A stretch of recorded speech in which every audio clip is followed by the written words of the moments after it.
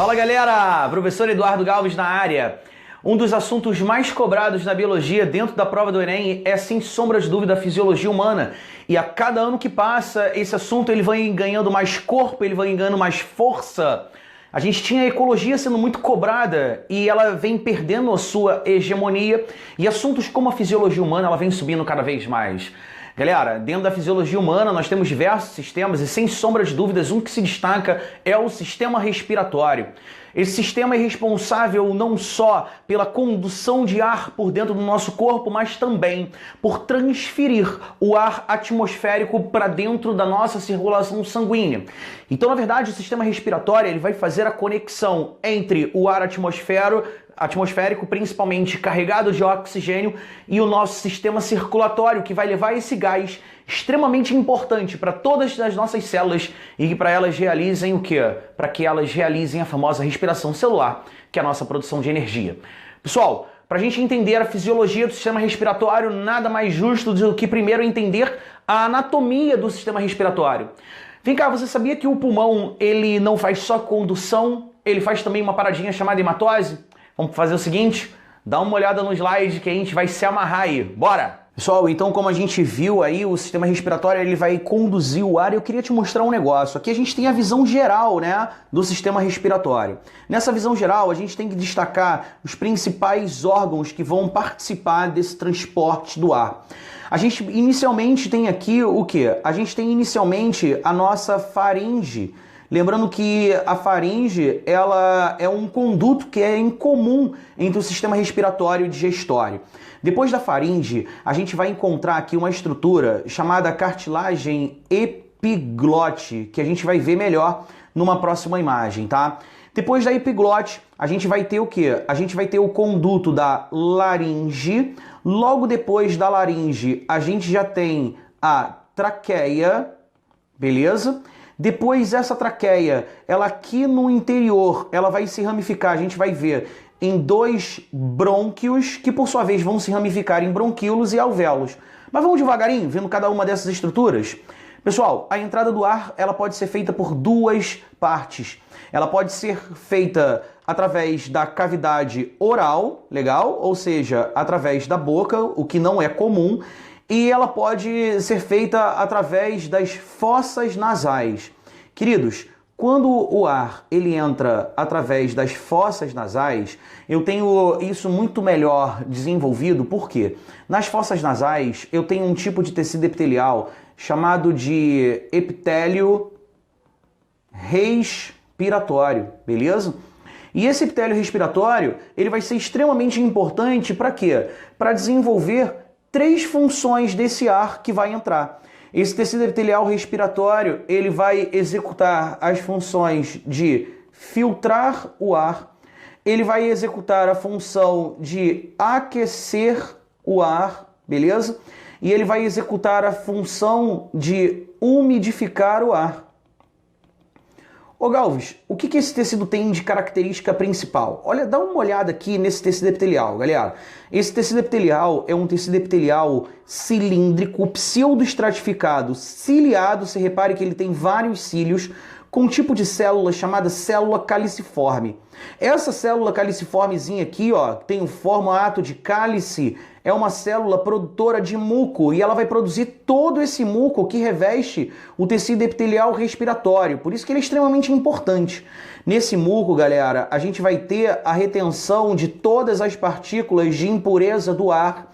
E aí o que acontece? A movimentação desses pequenos cílios do epitélio respiratório vão fazer a remoção desse muco que reteve as partículas de impureza. Então é extremamente importante a gente manter a qualidade desse epitélio respiratório, porque ele é o grande responsável por, além de executar essas três funções, ele vai, junto com os seus cílios, como eu falei, é um tecido epitelial cilíndrico, pseudoestratificado, ciliado com célula caliciforme, ele vai remover essas partículas de impureza. Deixa eu usar uma analogia aqui, pessoas que fumam têm esses cílios completamente destruídos e como consequência elas perdem uma função que é uma função secundária do tecido epitelial de revestimento, que é remover esse muco que reteve as partículas de impureza. Galera, aqui eu mostro para vocês o que?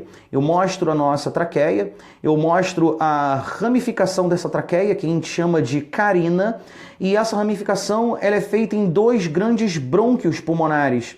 Esses brônquios, eles se ramificam em diversos bronquíolos, que por sua vez, lá no final, vão se ramificar em quê? Vão se ramificar em vários alvéolos pulmonares. Galerinha, esse alvéolo pulmonar, ele é extremamente importante, é porque dentro desse alvéolo que a gente vai ter a hematose. É nesse alvéolo pulmonar que o gás carbônico das nossas veias vai passar para o interior do alvéolo a partir da difusão. E é exatamente nesse alvéolo também que o oxigênio vai entrar onde? Vai entrar na nossa circulação sanguínea. Então a gente tem a entrada do oxigênio e a saída do gás carbônico nesse ponto. Então é exatamente por uma diferença de concentração que o oxigênio ele entra no nosso sangue, formando o nosso sangue arterial, que vai ser conduzido pela artéria pulmonar até o coração. E é através das veias pulmonares que a gente vai ter a liberação de gás carbônico. Lembrando que todo esse processo acontece simplesmente por um transporte entre a membrana, chamado de difusão simples. Beleza? Pessoal, então mais uma vez, volta para cá. Perceberam como o sistema respiratório ele tem uma anatomia complexa? Mas veja bem, essa anatomia ela é apenas para você entender a fisiologia por trás desse sistema. Vamos lembrar o seguinte, quando o oxigênio ele cai na corrente sanguínea, exatamente no alvéolo pulmonar e nos bronquíolos terminais, como eu acabei de mostrar para vocês, esse oxigênio ele precisa ser transportado. E o grande responsável por esse transporte é uma proteína que aparece dentro de uma célula nossa chamada de hemácia, que é a hemoglobina. A hemoglobina ela tem grupamentos M que são dotados de um átomo de ferro. Esse átomo de ferro extremamente reativo com o oxigênio vai ser o grande responsável por conduzir de 93% a 99% do oxigênio durante a circulação sanguínea. Esse oxigênio ele vai deixar as hemácias através de uma difusão e vai ser utilizado pelos tecidos. No seu lugar entra o gás carbônico. O gás carbônico ele vai se ligar à hemoglobina. E tem uma diferença muito grande em relação ao transporte de oxigênio. Apenas 25% do gás carbônico, aproximadamente, é transportado ligado à hemoglobina. Grande parte dele vai dissolvido no plasma e na forma de um íon chamado íon bicarbonato. Dá uma olhadinha no slide mais uma vez para vocês entenderem isso. Pessoal, então como eu acabei de falar, nós temos uma célula no nosso sangue, que é a hemácia, ela tem mais ou menos esse formato, é uma célula bicôncava. E aí o que vai acontecer nesse processo? A hemácia no seu interior tem a hemoglobina, que vai fazer o transporte de oxigênio e gás carbônico, como eu bem falei. Mas vamos falar sobre 70% do transporte de CO2. 70% do CO2 que é transportado, vai acontecer o quê? Esse CO2 ele vai entrar na hemácia e ele reage com a água, formando um carinha chamado ácido carbônico, que é o H2CO3. Só que o ácido carbônico é um ácido extremamente fraco, então assim que ele se forma, ele vai automaticamente se dissociar em dois caras, que são o HCO3- e íons de H+.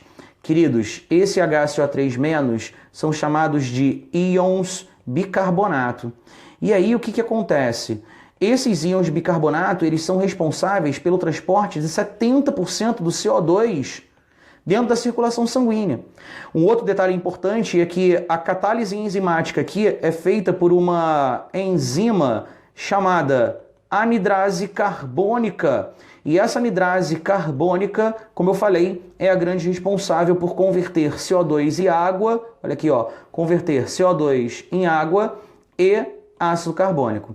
Agora, essa função aqui de produção de íon bicarbonato e de H+, é extremamente importante para o nosso organismo. Por quê, galerinha? Aqui a gente tem uma reação que a gente chama na química de reação tampão, ou seja, reação de tamponamento. O que é uma reação tampão, galera? Uma reação tampão é aquela que visa evitar variações bruscas de pH. Então é em virtude dessa reação química que está acontecendo aqui, lá dentro das nossas hemácias, que a gente mantém o nosso pH fisiológico em torno de 7,4. E isso mantém o quê? Isso mantém a homeostase de todo o nosso sistema respiratório. Entenderam isso? Volta para mim, pessoal. Vamos nessa. Entenderam a diferença, então, no transporte do oxigênio e do gás carbônico? Beleza? Galera, então é isso. Espero que vocês tenham gostado e não se esquece de se inscrever aqui no nosso canal para obter mais informações maravilhosas sobre a grande biologia. Um grande abraço e até a próxima!